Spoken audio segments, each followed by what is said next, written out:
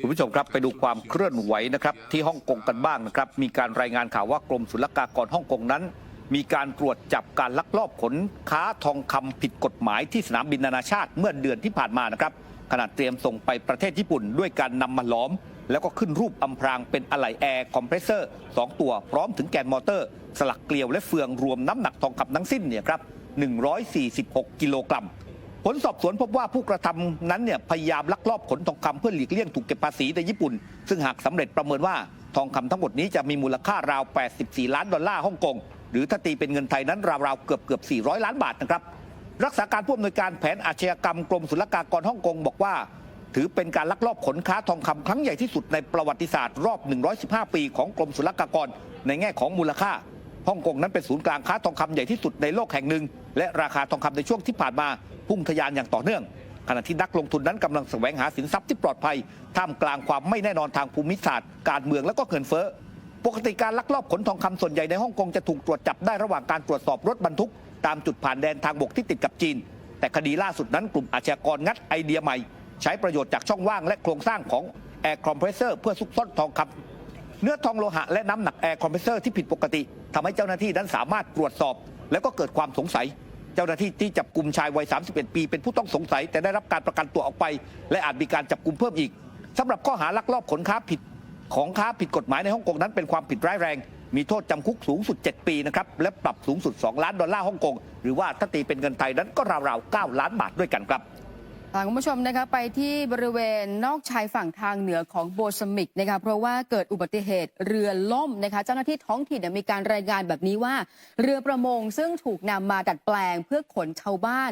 130 คนเกิดปัญหาในขณะที่พยายามเทียบฝั่งบนเกาะแห่งหนึ่ง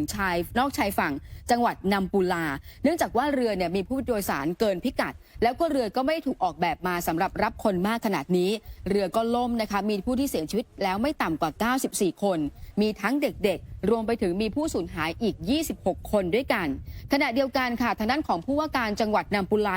ให้ความเห็นเพิ่มเติมแบบนี้ว่าณวันนี้คือก่อนหน้านี้ที่ทางด้านของชาวโมซัมบิกหลายคนตื่นตัวแล้วก็หนีมาขึ้นเรือเนื่องจากว่ามันมีประเด็นเรื่องของข่าวลืออหิวาตกโรคระบาดในพื้นที่ก็ทำให้ชาวโมซัมบิกเกิดความหวาดกลัวก็เลยขึ้นเรือหนีออกมาจากบริเวณแผ่นดินใหญ่นะคะเพราะว่าจังหวัดนัมบูลาเป็นพื้นที่ซึ่งพบการระบาดหนักที่สุดโดยมีผู้ที่ติดเชื้อคิดเป็น1 ใน 3ของประเทศด้วยกันค่ะคุณผู้ชมครับพาไปที่สหรัฐอเมริกานะครับเกิดเหตุระทึกอีกครั้งเมื่อฝาครอบเครื่องยนต์ของเครื่องบินนั้นหลุดออกจากเครื่องบินโบอิ้ง737-800ของสายการบิน Southwest Airlines แล้วก็กระแทกปีกเครื่องบินระหว่างเครื่องนั้นกำลังขึ้นจากสนามบินในสหรัฐอเมริกานะครับนี่คุณผู้ชมดูคลิปนี้นะครับ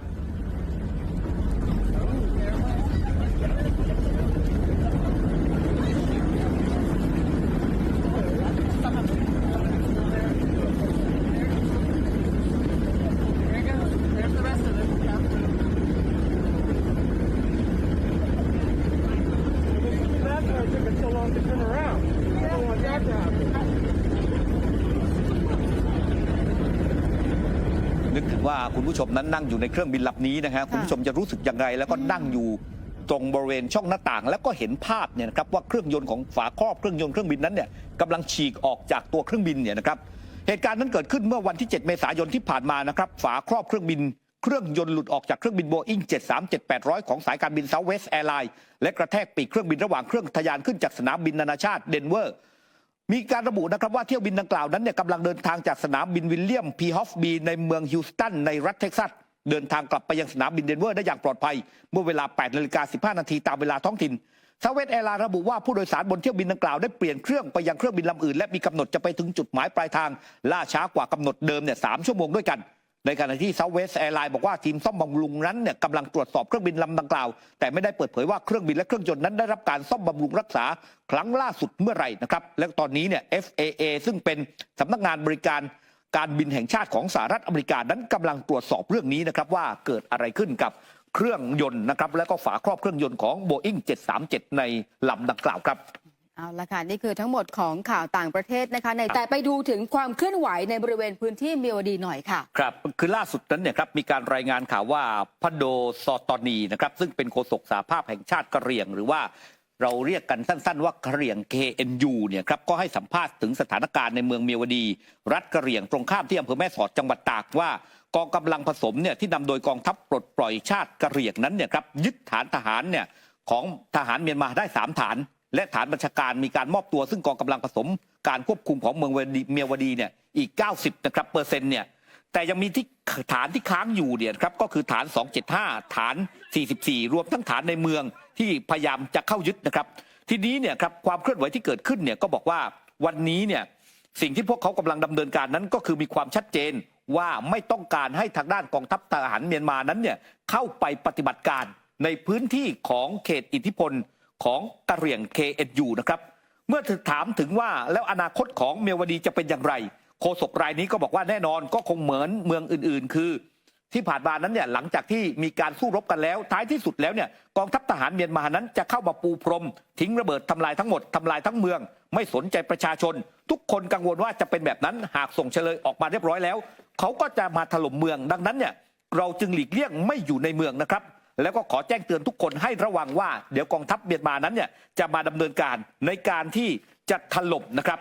นอกจากนี้เนี่ยครับเมื่อถามว่าแล้วกะเหรี่ยง KNU นั้นต้องการบอกอะไรกับสังคมนานาชาติหรือไม่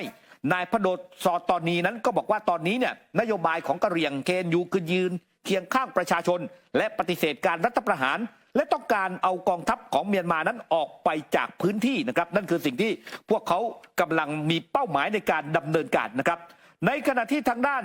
สำนักข่าวของในเมียนมานั้นเนี่ยก็มีการรายงานข่าวเกี่ยวกับเรื่องของเครื่องบินสายการบินแห่งชาติเมียนมานะครับของทางด้านรัฐบาลเมียนมานั้นส่งไปรับกล่องบรรจุธนบัตรจากธนาคารของเมียวดีผ่านสนามบินแม่สอดโดยบอกว่าเครื่องบินลำดังกล่าวเดินทางถึงสนามบินนานาชาติแม่สอดนั้นเนี่ยตอน 20:30 น.ในวันที่ 7 เมษายนแต่ว่านี่เป็นแค่การรายงานข่าวนะครับทีนี้เนี่ยครับคุณผู้ชมครับเขาบอกว่าเวลาที่เกิดขึ้นนั้นขณะนี้เนี่ยกลุ่มต่อต้านก็มีการเจรจานะครับเพื่อที่จะดำเนินการพูดคุยกับทางด้านกลุ่มทหารของเมียนมาแต่อย่างที่บอกครับว่าความกังวลนั้นเนี่ยครับของกะเหรี่ยง KNU ก็คือเมื่อส่งมอบตัวเฉลยโดยเฉพาะที่เป็นทหารเนี่ยให้กับรัฐบาลทหารเมียนมาหมดแล้วนั้นก็กลัวว่ารัฐบาลทหารเมียนมานั้นจะใช้เครื่องบินรบเนี่ยมาปูพรมถล่มระเบิดเนี่ยเข้าไปใส่เมืองดังนั้นการส่งมอบตัวทหารเนี่ยก็ยังไม่เกิดขึ้นนะครับถ้าย้อนกลับไปที่เมืองเมียวดีซึ่งถือเป็นเมืองเศรษฐกิจที่สำคัญนะครับทางยุทธวิธีการรบเนี่ยก็เป็นไปในลักษณะการชิงเมืองซึ่งมีนัยยะทางด้านสงครามและเรื่องของการค้าผลประโยชน์ปนกันอยู่เนื่องจากเมืองดังกล่าวนั้นเป็นศูนย์กลางทางการค้าที่ตั้งของธุรกิจสีเทาจากจีนเข้ามาปักหลักสร้างอาณาจักรรวมถึงการลงทุนสร้างหมู่บ้านจัดสรรขึ้นมาในพื้นที่เนี่ยอย่างมากมายทำให้มีเม็ดเงินเนี่ยหมุนเวียนอยู่ในนี้จำนวนไม่น้อยทหารเมียนมาจึงพยายามที่จะปกป้องเมืองเมียวดีเอาไว้นะครับที่สำคัญนั้นเนี่ยหม่องชิดตูอดีตแกนนำกองกำลังพิทักษ์ชายแดนก็ถอนตัวจากรัฐบาลทหารเมียนมาแต่ตอนนี้ตั้งตัวเป็นคนกลางดูแลไม่ให้เมืองเมียวดีนั้นเป็นสนามรบมาร่วมสนับสนุนท็อปนิวส์นำเสนอความจริงได้แล้ววันนี้เพียงกดปุ่ม Super Thanks แล้วเลือกจำนวนเงินตามที่ต้องการได้เลยครับขอบคุณครับ